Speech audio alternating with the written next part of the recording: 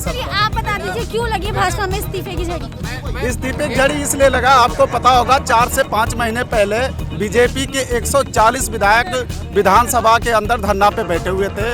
उन विधायकों को जबरदस्ती डरवा मरवा के चाहे जिसी तरह उनको पार्टी में रखा गया था। जैसे ही समय आया उन्होंने पार्टी छोड़ने का। मैं बता रहा हूँ, जिनको अपने बेटे का बेटियों की चिंता है वो पार्टी छोड़ के, वैसे भी ये बीजेपी के कैडर थी नहीं, ये तो जुटाव थे। कोई बीएसपी से आया था, कोई सपा से आया था, बीजेपी का मलाई खाने के लिए 5 बरस मलाई खा लिया और फिर अपने घर चले गए। अगर उनको खाने को नहीं वो नेता वहाँ जाते उनकी वैल्यू होती कि जो शुरू से बीजेपी में थे, क्योंकि वो तो दरबदलू शुरू से ही थे।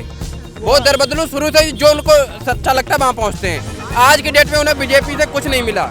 सीएम हमारे आदित्यनाथ जोगी गोरखपुर में अमृतलाल भारती एक दलित जात का है, उसके घर आज भोजन कर रहे हैं। इससे पहले 5 साल पहले आदित्यनाथ जोगी क्यों नहीं किसी दलित के घर खाना खाए? ये वोट की राजनीति नहीं है तो क्या है? कोई मतलब नहीं।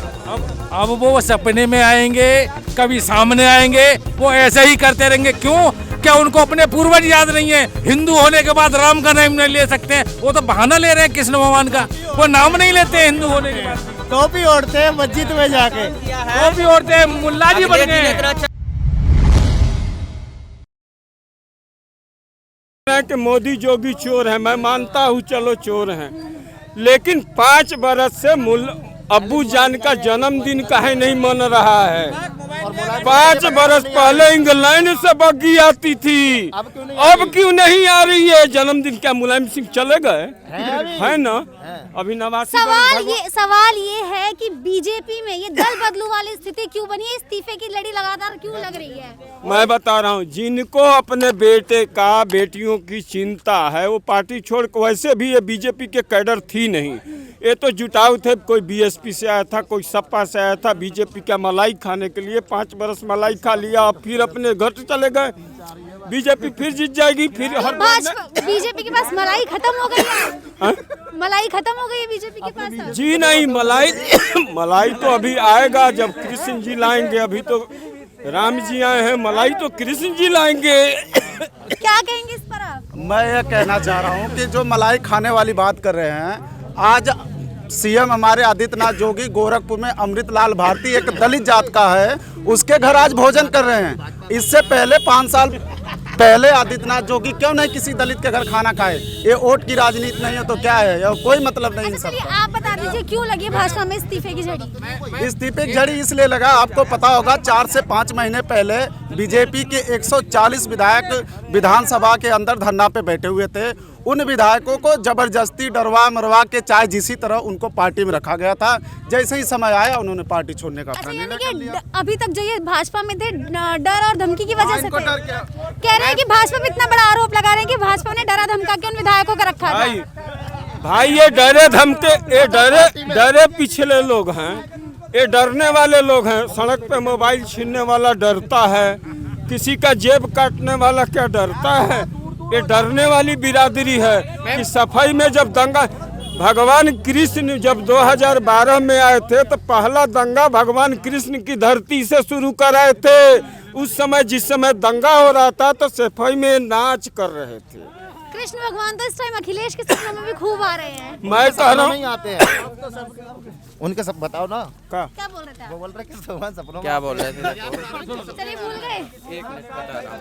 अब वो सपने में आएंगे, कभी सामने आएंगे, वो ऐसे ही करते रहेंगे। क्यों? क्या उनको अपने पूर्वज याद नहीं है? हिंदू होने के बाद राम का नाम नहीं ले सकते हैं, वो तो बहाना ले रहे हैं कृष्ण भगवान का।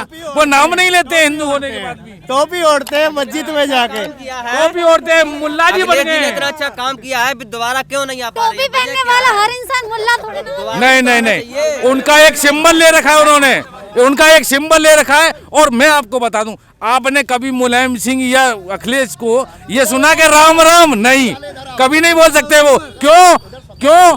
क्या वो एक 20% की पार्टी में सम्मिलित हो चुके हैं? 20% में मिल गए हैं। आप अगर कोई चीज, एक ऑनलाइन चीज खरीदते हो आप, कि जैसे रेस्टोरेंट हो गया, आपको रात को भूख लगी है, आप खाना आप स्विगी जोड़ लो या जोमेटो जोड़ लो, उसमें रेटिंग देखोगे रेस्टोरेंट की या रेस्टोरेंट का नाम देखोगे? रेटिंग देख के बात करोगे ना कि 5 पॉइंट है या 4.2 है। तो आज की डेट में जनता क्या देख रहे हैं? रेटिंग। कि योगी जी की रेटिंग कितनी जा रही है और अखिलेश की कितनी जा रही है। कहीं भी देख लो इनकी 25%, योगी जी 65% से नीचे आ ही नहीं रहे कहीं से, नहीं तो 75% से फलांग ही रहे ऊपर।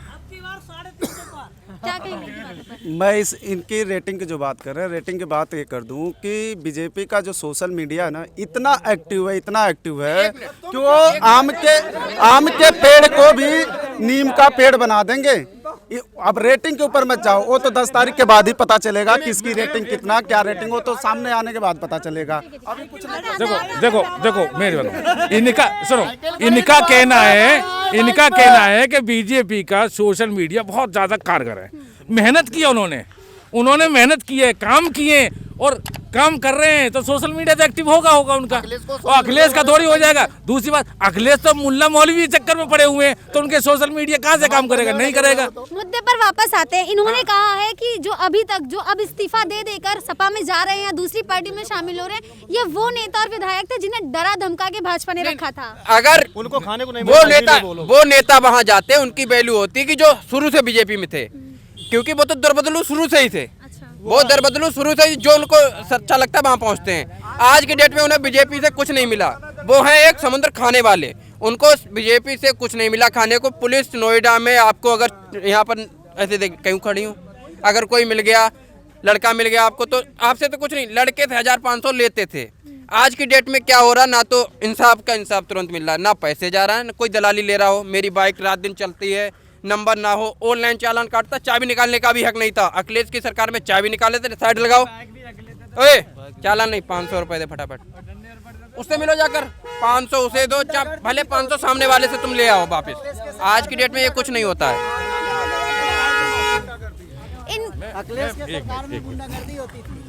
मैं आपको एक बात और बताऊं, सपा वाले भी पूछे और जनता से भी मैं ये बात बोल रहा हूं कि अगर ये मान लो उसमें इस्तीफा देके चले गए, भाजपा कभी भी परिवारवाद को ख्याल नहीं रखती है, परिवारवाद को सहयोग नहीं करती है। मैं इनकी बात को 99 बड़ी करता हूँ। अखिलेश का कहना है कि भाजपा लेकिन हिंदुत्व की लहर पर चलती है, हिंदुत्व के बस दिमाग में रख के चलती है, ऐसा विपक्ष भाजपा हिंदू है, हिंदुत्व की लहर पे चलेगी और हिंदुत्व के लिए बोलेगी हिंदुस्तान है और गर्व से कहते हैं हिंदू हैं। दूसरी बात ये कि लेकिन राजनीति में धर्म की फूट डालना कहाँ तक सही है?